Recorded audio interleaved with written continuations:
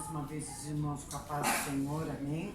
Amém. Amém. Presta atenção, vocês duas aí, amém. Amém. Convido os irmãos a abrir a palavra de Deus no Evangelho de Mateus. Evangelho de Mateus. Mateus capítulo 14. Mateus capítulo 14.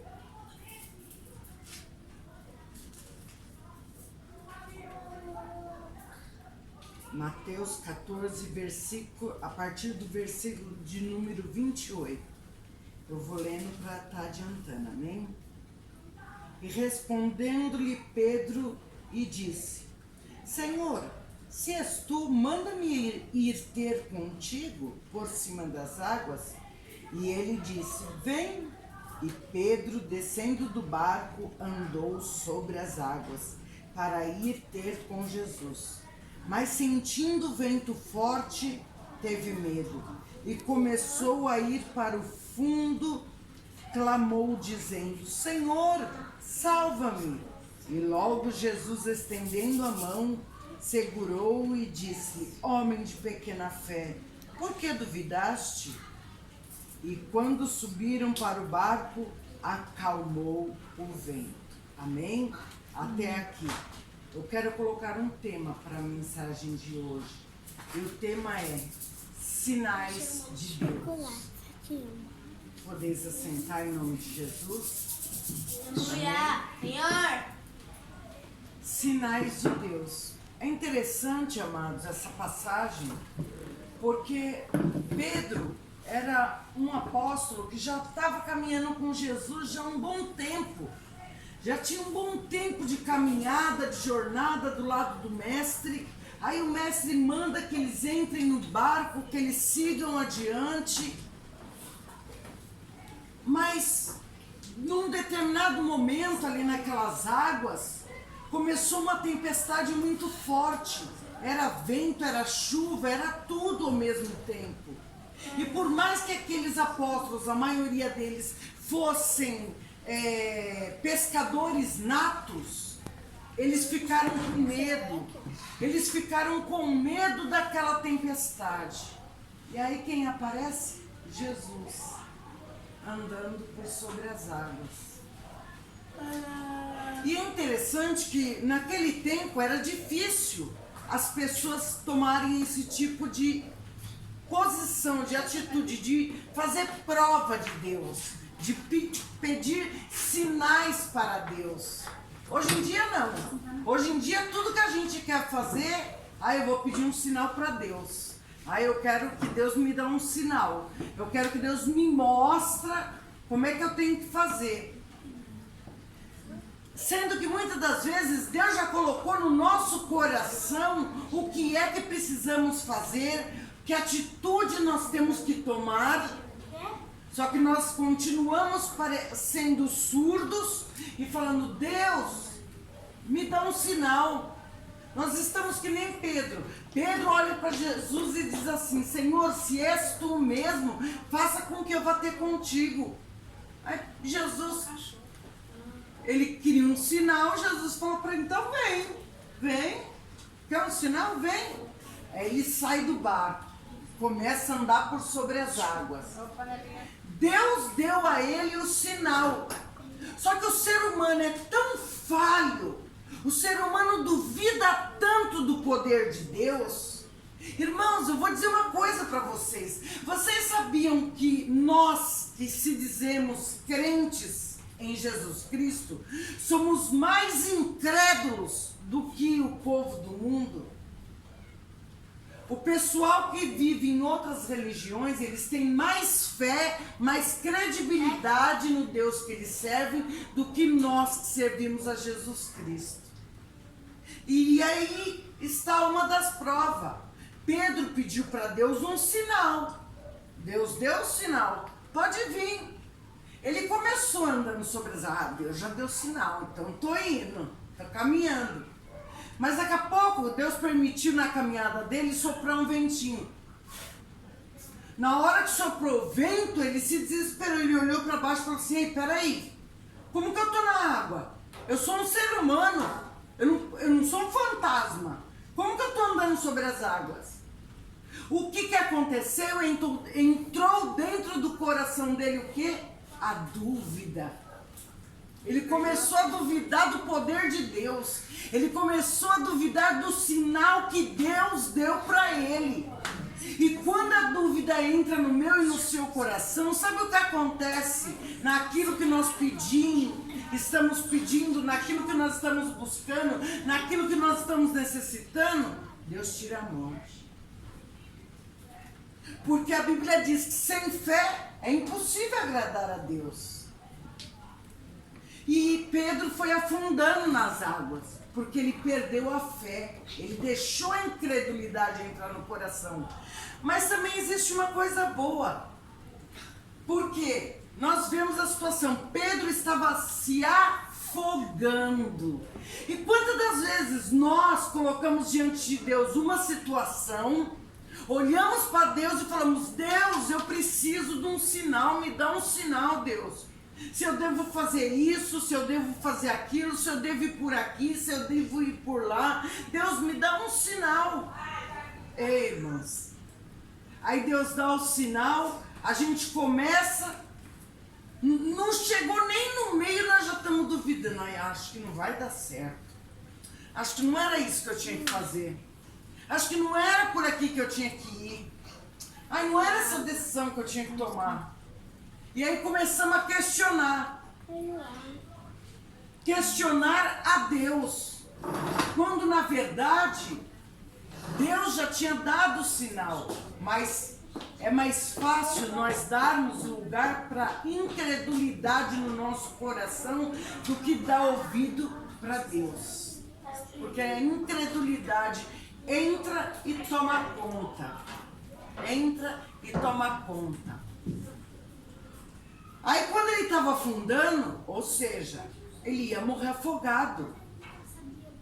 E muitas das vezes na nossa vida é assim, nós pedimos um sinal para Deus, Deus já deu o sinal, nós começamos a duvidar, aí de repente nós começamos a afundar. E só estamos vendo as coisas se perdendo. Peraí, eu vou afundar, eu vou morrer afogado nessas águas. Aí Deus permite a gente chegar lá embaixo d'água. Aí naquele momento que você pensa, tudo se perdeu, agora eu vou morrer, não vai dar mais nada certo na minha vida, é onde a gente para e olha para o céu e grita: Senhor, Senhor, me salva. Aí Deus vai lá, te dá a mão, te levanta, te põe de volta no barco e fala assim: eita homem de pequena fé, eita mulher de pequena fé, você não acredita que eu estou contigo? E todos creram. Então muitas das vezes Deus permite nós mesmos passarmos por situação onde estamos nos sentindo lá no fundo do poço. Parece que a nossa história não vai mudar, que nada vai ter jeito, parece que nada vai se consertar, parece que a bola de neve está crescendo, crescendo, crescendo e cada vez mais vai piorar. Mas não, irmãos. Deus é Deus que quando nós pedimos sinal para Ele, Ele dá. Ele dá e Ele faz o milagre acontecer na minha e na sua vida. Só para encerrar, eu quero contar um testemunho de algo que aconteceu na minha vida. Eu era casada e nós morávamos lá na fazenda. Aí aí o tempo passou, as coisas foram se complicando, voltamos a morar em São Paulo. E a nossa casa aqui em São Paulo era uma casa muito grande. Só o meu quarto, dentro do meu quarto eu tinha 3 guarda-roupa de casal. 3 guarda-roupa de casal. 2 era do meu marido e 1 era meu. Tinha 3 guarda-roupa de casal, tinha um armário que era do lanchinho da noite, sabe? Os docinhos e tal. O frigobar, com bastante suco, refrigerante, tinha de tudo lá. Aí tinha numa parte do quarto o escritório, com computador, com tudo. E aí o que aconteceu? Aconteceu que acabamos nos separando, ele foi embora e tal. E nós perdemos a casa. Como ele já tinha perdido tudo, perdemos a casa também. E eu nunca levei problema do meu casamento para minha família. Nunca comentei com ninguém os problemas que eu vivia lá dentro. Nunca comentei. Aí eu peguei, chamei meus filhos, falei para eles assim, nós temos que orar porque nós temos que sair dessa casa. Nós temos que ir embora dessa casa. E eu, na minha incredulidade, comecei a orar e falar, Deus, me dá um sinal. Se o Senhor me escolheu, Deus, me dá um sinal. Porque eu preciso sair dessa casa, Deus. Aí sabe o que eu fui fazer, irmãos? Pedi o sinal para Deus. Deus me mostrou um sinal, ainda usou um vaso para falar, irmã, Deus está te dando uma casa de herança. Mas eu não dei ouvido para Deus. Eu continuei, Deus, me dá um sinal, me dá um sinal. Olha, Deus usou a boca do vaso e eu estou pedindo um sinal para Deus. Aí, na minha incredulidade, sabe o que eu fui fazer? Na favela procurar um barraco para mim, para os meus 8 filhos, para os meus... Quantos cachorros? Era 5 cachorros, coelho, gato, rato, papagaio, as calopsitas, as tartarugas. Tinha fazenda, né? Aí eu pensei, mas onde que eu vou conseguir um barraco para enfiar 8 filhos? E todos esses bichos? Haja barraco para caber tudo isso. Aí eu ia procurando nas comunidades que eu fazia trabalho um barraco para me mudar. Aí, num belo dia o telefone toca. Meu irmão mais velho ligou para mim e fez assim, Rê, a casa que a mãe construiu, que nós fomos criados, tá lá vazia. A tia morou 10 anos lá, sozinha, ela com a filha dela, e destruíram tudo, mas a casa tá lá. Por que você não se muda para lá?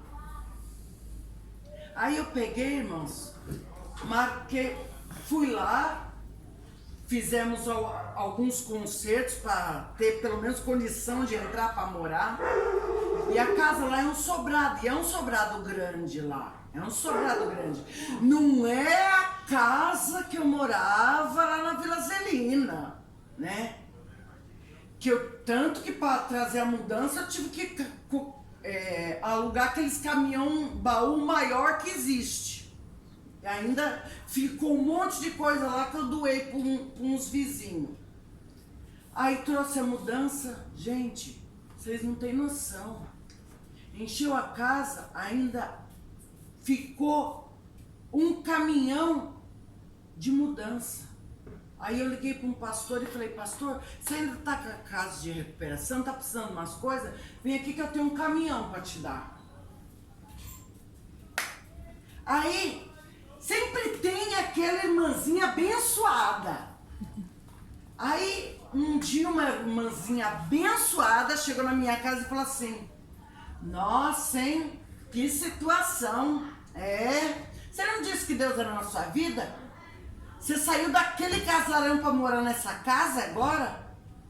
Eu falei, então, para você ver, você tá dizendo que eu saí daquele casarão para morar nessa casa, mas essa casa é minha. Esse sobrado é meu, eu tô dentro do que é meu. E você, tem casa? Ou você vive de aluguel? Eu só entendi, irmãos, depois.